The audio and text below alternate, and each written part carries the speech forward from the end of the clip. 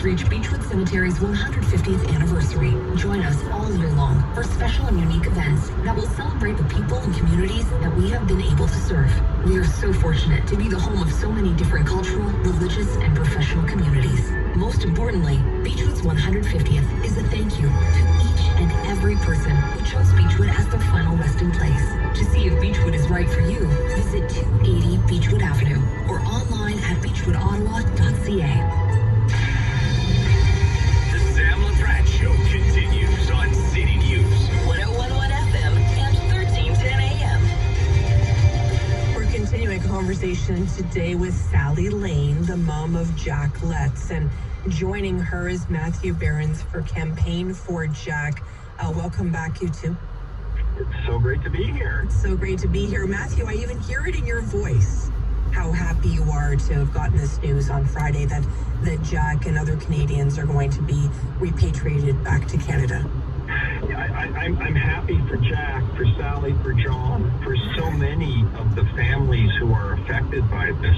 But I'm also happy for our country, because the decision that was released on Friday, I think we're going to look back on as a historic marker. And the reason for that is because Canada, like most nations, has a horrific history of demonizing specific groups of people, arbitrarily detaining them, whether they're people of Japanese descent during the Second World War, or Ukrainians during the First World War, or, this happens all the time. And we've seen that Muslims are similarly stigmatized. And because Jack and the other detainees in northeast Syria have been so stigmatized and demonized by the Canadian government and by some sectors of the media, they've been seen as not having rights. And what this judgment did was restore their rights by recognizing their humanity as Canadian citizens. And in doing so, the judge was very clear. He said, you are a Canadian citizen. You have this right. And as a citizen, you have the right to have rights. They've not had a declaration like that since this whole situation began.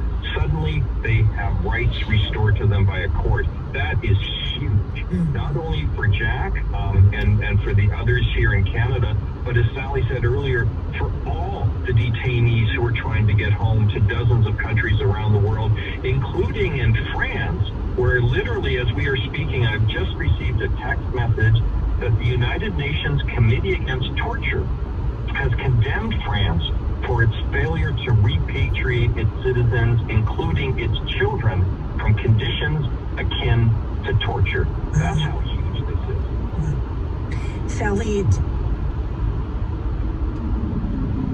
take me to the minute you see Jack for the first time. Oh, you're gonna make me cry now. Yeah, I've thought about this so often. And now I'm thinking, now maybe it will come true. I know that, he's going to be in bad shape mentally and physically. I'm prepared for that. But I know he'll take a long time to heal and adjust, but, he'll be free and he'll be here in Canada and he can go for walks and, just feel the fresh air. All those things I can dream about now. So, I haven't seen him since he was 27. So, yeah, it's going to be huge. And I can't wait to meet him, Sally. I've learned a lot about him through your book, and I think anyone who reads your book, which is being published by Dunder and Press, is going to go, you know what? I really like this guy, A, and B, for a lot of us, we recognize something of ourselves in Jack, because Jack made a decision to go to a place where he saw barrel bombs dropped on people, where he read news reports of mass torture centers of Syrian citizens, where people were having, inflamed gas bombs dropped on them by the Syrian regime. And thousands of people from around the world went there to support the Syrian people. Not everybody went there with great intent, but the great majority, I think, did. And when we look at the people who are in those camps and in those prisons, it's been very well documented by groups like Save the Children and Midtown Sans Frontières, that these are folks who were victims of Daesh. So why is it, as victims of Daesh, who everybody condemns, ourselves included, why are they the ones being double punished? First, they're maltreated and tortured by Daesh, and now they're in these camps that are being run by the allies of Canada, the United States, the UK. It's simply criminal. And why has this happened? Because of the demonization and the Islamophobia that has laid the foundation to say they don't have a right. They're in the wrong place at the wrong time, therefore guilt by association. But as the judge said in his federal court decision on Friday, that's not how the law works.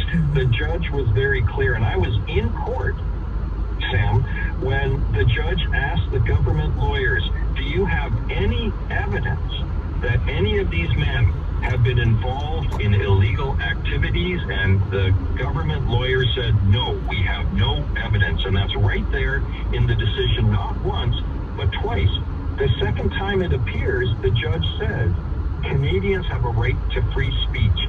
You can disagree with people who hold what you think are loathsome views, but if their views do not lead to violations of the Criminal Code of Canada, there's nothing, you can't, punish them. And he said there is no evidence before this court of any of that kind of illegal activity, no violations of the Criminal Code of Canada. So you can see what happens when we demonize people. We just assume that they are criminal when even there's no evidence. So again, a really historic decision, and it's going to be lovely to meet this young man when he comes home, and have dinner with him and Sally, and perhaps you too, Sam. Let's all get together and have a meal and celebrate. Oh, I would love that. There'd be nothing I'd love more is to meet this young man that I've thought about so often. And Sally, as a mom, I used to say to you, Sally, how do you keep up hope? How do you keep going? And what's it like to sort of see the finish line now? And how do you keep going over the next maybe couple of months? Maybe it's weeks. We just don't know. Yes, yeah. Well, now it's easier. Now, I mean, this day actually came sooner than I thought. We thought it was going to be dragged out. And just to say a special thank you to Matthew, because we would not be sitting here saying this if it weren't for him. He's just transformed our campaign since he started last February. I suppose nearly just about a year ago now. Yeah, he's just been phenomenal. So I'm just taking that opportunity now to thank him. That's amazing. And Matthew, you have been so strong for Sally. We only have about a minute left, but you also, saw the law come your way, trying to stand up for these people. And how's that going now, Matthew? Oh, I'm still banned from Parliament Hill for handing out flyers and just repatriation. That's a minor little annoyance. What I want people to think about is that February the 15th, the day after Valentine's Day, is the second anniversary of Canada signing on to having led the global declaration against arbitrary detention. We want all the detainees who are currently arbitrarily detained in northeast Syria with Canada's complicity to be brought back no later than February the 15th, and then we can all celebrate ending arbitrary detention of Canadian citizens again. That all turns our way, of course. Matthew, thank you so much for everything you've done for Sally and for Jack and for all the other families and detainees. It certainly has been a pleasure to get to know you over this time, and I know our relationship will just grow, but I just have to say thank you as well, and to Sally. As a mom, I often would think about you as I would fall asleep at night. Oh, and thanks to you too, Sam. You were our first media supporter, and that meant a huge amount to me. Sally Lane, Matthew Behrens joining us to talk about the campaign for Jack. Stay with us here on City News. Sam LaPrat will be right back with City News. 101.1 FM and 1310 AM. When a winter storm strikes, City News battles back. The City News Extreme Weather Center. How much snow? When's it gonna stop? School closings? Road conditions. We know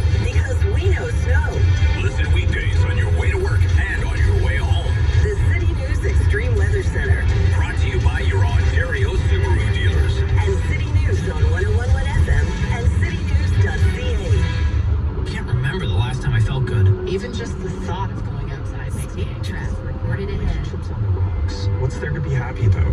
Having the winter blues is a real thing, but you don't have to go through it alone. The Center for Interpersonal Relationships, psychologists, and psychotherapists provide psychological and assessment services to children, adolescents, adults, couples, and families. With over 65 clinicians to serve you, you won't have to worry about lengthy wait lists. Learn more at cfir.ca today. My New Year's resolution for 2023? Clean out this cabinet of empty promises.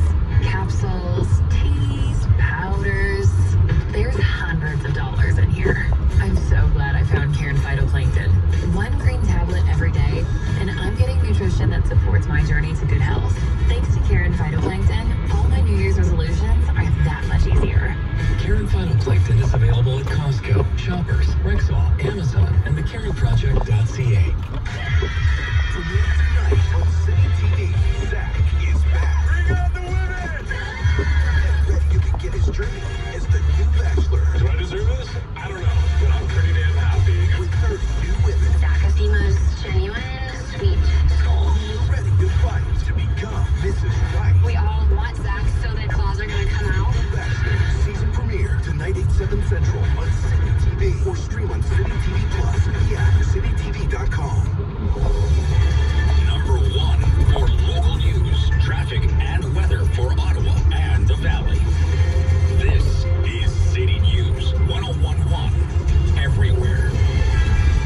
It is Monday, January 23rd. Good morning. I am Daniela Unime. Right now in Ottawa, it is -2. In Smith Falls, it is -1.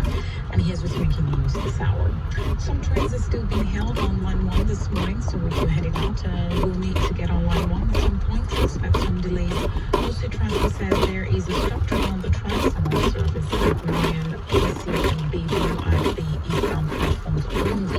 Also, working to resolve the issue, I will continue to provide you with updates as they become available. The fate of Wellington Street is up for debate later this week. The Transportation Committee set to table discussions on whether or not to remove the barricades that went up over a year ago and reopen the area surrounding Parliament Hill to vehicles. Mayor Mark Sutcliffe has previously said he will push for a short-term reopening while the city works out plans for a long-term resolution. Authorities in California are searching for a motive for the gunman who killed 10 people at an LA ballroom dance club during Lunar New Year celebrations. The Monterey Park slaying sent a wave of fear through the Asian American community and cast a shadow over festivities in the US and here in Canada. The suspect has been identified as 72-year-old Hu Cantron. He was found dead of a self-inflicted gunshot wound on Sunday in the van that authorities say he used to flee after being prevented from attacking another dance hall. The massacre was the 5th mass killing this month in the US. City News time is 11:31. I am Damilola Unime. For news anytime, follow up online at ottawa.citynews.ca. The Sam LaPrade Show continues on City News 1011 FM and 1310 AM. Well, thank you so much for joining us here on City News. We appreciate it very much. I've been reaching out to Catherine McKenney and saying, okay, what are you up to? And now we can share some good news. Catherine, welcome to the show. Hi, Sam. It's nice to chat with you. Nice to get connected. I felt like we were talking like every week, and then all of a sudden, no more Catherine for a little while. But it was good for you to take a bit of time, Catherine, and come up with your next big adventure. What are you up to now? Well, we, Neil and I, who's on the line with us, have co-founded a new national nonprofit called City Shapes. And City Shapes, in a simplest form, will work to make cities across the country better for people. We will focus, particularly on the areas of housing and homelessness, transit, active transportation, climate action, just how your city functions and how we can work with elected officials and communities across the country to make cities better. And I know all those things you're very passionate about, and you're right, Neil. Saravana Mutu is joining us now. Hi, Neil. Hi there. Neil, tell us a little bit about your background. Sure. Thanks. It's great to be here. Listen, I'm an economist. I've worked for a long time in the federal government. Most recently worked internationally as the chief economist cities work on infrastructure. Over the last couple of years, being able to take that national and international experience and bring it back to 200 meters. local issues and really what are some of the financing issues that we need to worry about at the municipal Red light level? camera reported ahead. How Catherine and I got started, and that's me. It's great to get to chat with you again, Neil. I know you've done some really great work locally as well. And Catherine, I think about your bid for mayor, and of course as former city councillor, and all the issues that you talked about were ones that we would hear you talk about during the campaign. So are you hoping to sort of take that love of that work and bring it across the country? Absolutely.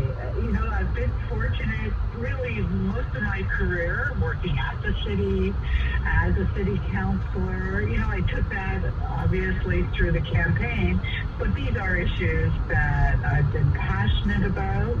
I think about a lot. And, I joked a bit the other day that I get to now do what I'm passionate about, continue to do that work, and not necessarily have to deal with issues like potholes anymore. That's for someone else.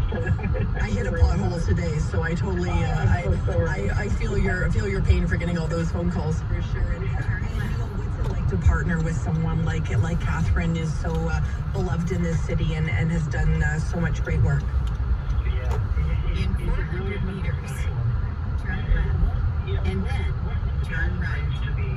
Table that I think people across the community recognize is just this a set of solutions that really allow for a city to do better. We saw solutions come forward In 200 meters, turn left, and then turn right. In terms of active transportation or transit. We've seen ideas come forward on climate action, how we can make that very real. And so what was really exciting for someone like me is the ability to take those great ideas and to then be able to say, okay, well, how do we do this practically in life? Turn left, and then turn right. These ideas are all completely doable financially. It's just that municipal finance often doesn't get the level of scrutiny that we see at other levels of government, and so people don't necessarily believe that better is possible. Turn right. So for someone like you to be able to come along and say, here's some financial solutions to these great policy ideas that Catherine's putting forward. Mm-hmm. And Catherine, I have to ask you, of course, the question I'm sure you're expecting. Do you miss it already, being around a council table? Being a city councilor for 8 years was an absolute honor, and it allowed me to meet people In that I 800 meters, I've been able to meet in the community, work with people at the city, in the community that I would not have had the opportunity to do, and to also, amplify my ideas, and so it really does. I explain it best this way: you don't have a lot of power, but you have a lot of influence, and I think influence is more important than power. And if you use it properly and you try to talk to as many people as you can and engage with as many people as you can start to make some change. So that part, yes, of course, I miss. in 200 meters, turn left. You know what? It is a very difficult job. I never make light of it. It really is a difficult job on a day-to-day basis. So I give kudos to all elected officials, all 25 of them down there at City Hall and City Halls across the country. Mm-hmm, for sure. And you think, Neil, about all the issues that you talked about being, whether it be climate change or the issue of homelessness and all the other issues that you're talking about, the timing it feels right in many ways, because I think a lot of people are, made these, at the municipal level, have certainly made these priorities in this last election. 200 meters, We see across the country people trying to come up with creative solutions for homelessness. So I think in terms of opening other doors to City Hall, I think you'll be welcome, Neil. That's just my take on it. Well, thanks, Em. I think that's right, and that's what we're seeing too. Is that the time is right. People have been thinking about. So So for instance, if we take an issue like active transportation bike lanes, which, as we know, is quite contentious here in Ottawa, we saw last week, the city of Hamilton says, we're going to do this. We're going to go full steam ahead. A couple of weeks ago, we saw the city of Edmonton say the exact same thing. We're going to invest heavily in this. And so, different municipalities are moving forward at different speeds, but we're seeing an appetite for change across the country, and we're really excited to be a part of helping make that happen. And thank you for that, Neil. If someone's listening, Catherine, and they're like, how can I get involved? I want to follow this path that Catherine and Neil are on and learn more about it. Where would they go? Well, we have a website, cityshape.ca. It will, and then in French, it's Deal on Forum. You will find ways of being involved. You will see what we are doing, what our campaigns are as we move forward, what our 200 meters. and we'd love to hear from you. If you have ideas, that's how we learn as well. What are people thinking about? So, cityshape.ca. And I think it's interesting, Neil, that you've got that sort of international influence as well, because I think so often we maybe go to another community and bring that back to somewhere here in Canada. I remember this past year, my daughter and I were traveling through Europe, and in particular in Amsterdam. I'm thinking, why aren't we doing that in Ottawa? Just different initiatives that they had. That international flavor, I think, does add something special, because we can, see what else someone's doing and not reinvent that wheel. Yeah, that's true. And there's so much that we can learn from countries around the world and cities